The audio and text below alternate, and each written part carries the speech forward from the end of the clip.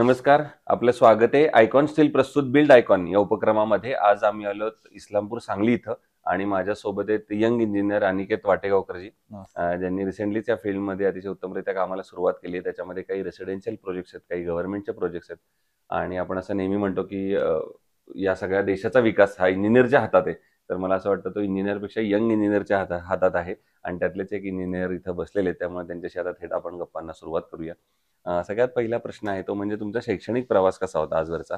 म्हणजे तुमची शाळा कुठली होती, कॉलेज कुठलं होतं, या फील्डमध्ये येण्यामागची प्रेरणा कोणाची होती? त्यामुळे कसा होता हा सगळा प्रवास? शाळेला अनासपुर डांगे पब्लिक स्कूल हॉस्टेल होतो. नंतर डिप्लोमा पासून मी संजय घोडावत युनिव्हर्सिटी तिथेच होतो. तिथेच माझी डिग्री डिप्लोमा तिथेच झाला. आता एमटेक माझं लास्ट इयर चालूच आहे तिथे. मग डिग्रीला असतानाच मी सिव्हिल म्हणजे बांधकाम या क्षेत्रात उतरलोय. पण मग बॅकग्राऊंड कोणाची होती या क्षेत्रात? नाही बॅकग्राऊंड कोणाचे नाही. तुम्हाला कसं काय वाटलं अचानक या क्षेत्रात यावं? म्हणजे आवड आहे मला.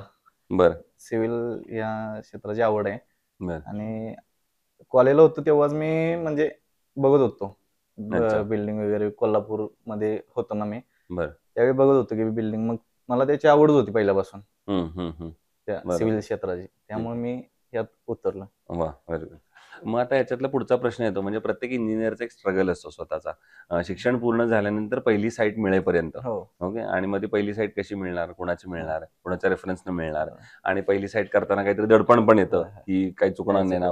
तर मग पहिल्या साईटचा अनुभव जी वैयक्तिकरित्या पूर्ण केली तो कसा होता?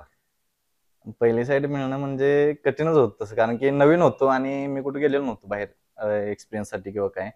मग गावातच पहिली भावकीतली जी एक साईट आली आणि ती करताना थोड्याशा अडचणी आल्या, पण म्हणजे मित्र होते आमचे सिव्हिल मध्ये. मग त्यांना फोन ते करून ज्या त्यावेळी ते स्ट्रक्चर इंजिनियर पण होते, मग मी त्यांना साईट व्हिजिट करायचे काय असं प्रॉब्लेम वाटला तर. मग त्याच्यातून अनुभव येत चालू राहिल्या साईट बाकीच्या आमच्या. बरोबर. आणि मग नंतर प्रवास सुरू झाला. ठीक आहे. मग आता येऊया या क्षेत्रातल्या आणखीन काय प्रश्नांकडे. त्यातला पहिला प्रश्न असा की या भागामध्ये जिकडे आपण काम करतोय, सांगली, इस्लामपूर वगैरे, तर इथं अकुशल कामगारांचं प्रमाण फार मोठं आहे. अनस्किल्ड लेबर आपण ज्याला म्हणतो. आणि अशा अकुशल कामगारांबरोबर काम करणं धोकादायक सुद्धा ठरू शकतं. तर तुम्ही कशी ती परिस्थिती हाताळता साईटवर? आता काय करतो, मग त्यांना कोणतरी अनुभवी मिस्त्री आम्ही जोडून देतो. मग पूर्ण तो तर असतो त्यांच्यासोबत, पण आम्ही पण वारंवार त्यांच्यासोबत सांगत असतो. आणि मिस्त्रींना एकदा, आता म्हणजे बरेचसे मिस्त्री आहेत आमच्या इथले पण, मग ते त्यांना बऱ्यापैकी हँडल करून घेतात, त्यामुळे एवढं काही प्रॉब्लेम येत नाही.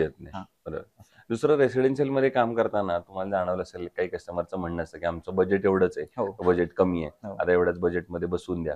तर अशा वेळेला एक इंजिनियर म्हणून तुम्हाला ते चांगलं दर्जेदार पण घर करायचं असतं. तर अशा वेळेला दर्जा आणि बजेट या दोन्हीचा समतोल मग तुम्ही कसा राखता? मग आता स्क्वेअर फूट थोडस कमी करायला लागतं.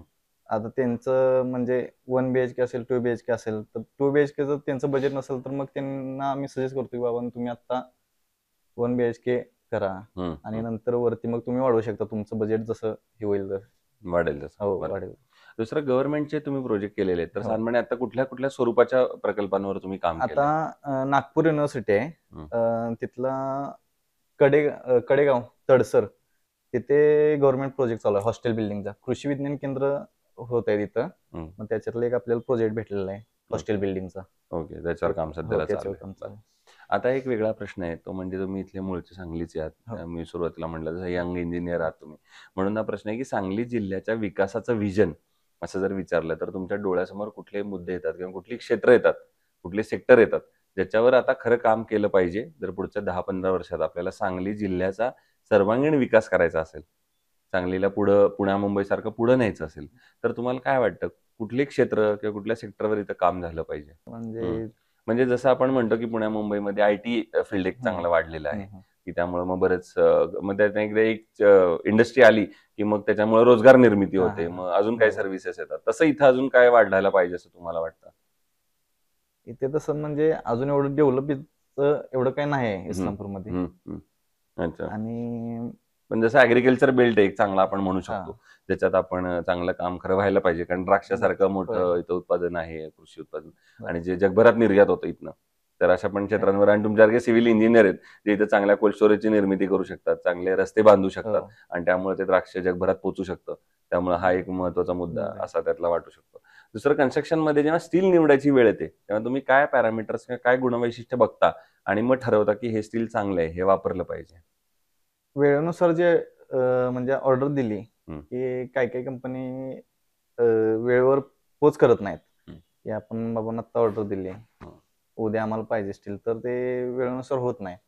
मग आयकॉनिकचं तसं आम्हाला बरं वाटलं की ते ऑर्डर दिल्यानंतर वेळेनुसार ते लगेच पोच होतं. आणि म्हणजे पहिल्यापासून आपण तेच यूज करतो. वापरताय तुम्ही, समाधानी आहे त्यामुळे होय, आयकॉनमुळे? होय. बरं. आणि आता शेवटचा प्रश्न म्हणजे या क्षेत्रातले जे तुमच्यासारखे असे तरुण इंजिनियर मित्र येत आहेत, ज्युनियर्स येत आहेत, त्यांना तुम्ही या क्षेत्रात येण्यापूर्वी काय सल्ला द्याल?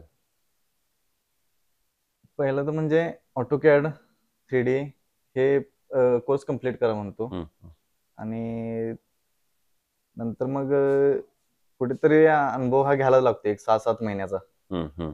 मग आणि मग हो, तुम्ही यायला यायला हरकत नाही.